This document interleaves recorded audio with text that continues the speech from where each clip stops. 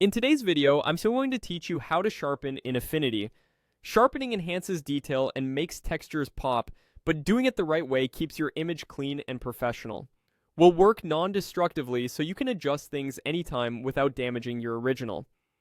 Start by opening your Affinity app on your computer, launch the document or open the photo you want to improve, then select the image layer you'll be sharpening so the edits apply where you expect. If you see options for different work modes at the top, make sure you're in the pixel editing environment. In some Affinity apps, this is called the pixel persona. Clicking it ensures you're using the raster tools you need for precise sharpening. Next, add a live effect so the sharpening stays fully adjustable. Go to the option for creating a new live filter layer. This puts your sharpening inside a separate editable layer that you can fine-tune at any point.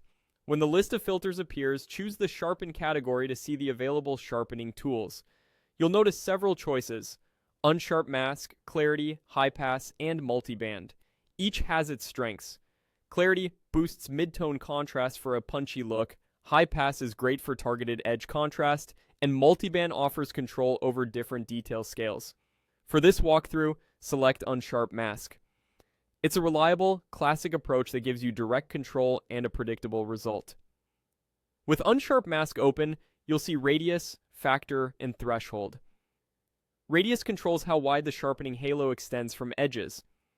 Smaller values target fine detail. Larger values affect broader textures. Factor sets the strength of the sharpening, how intense the contrast at edges becomes. Threshold tells the filter how different pixels must be before sharpening is applied. Raising it helps protect smooth areas like skin or skies from noise and halos.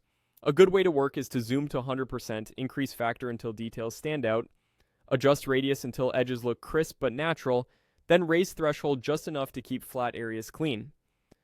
After you dial in the sliders, refine the overall intensity with the layer's opacity.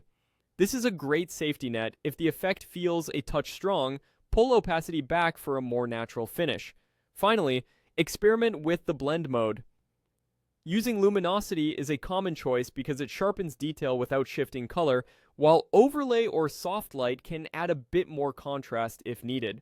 Pick the blend that matches your image and style, and you're done. Save your work and enjoy the sharper, more polished result.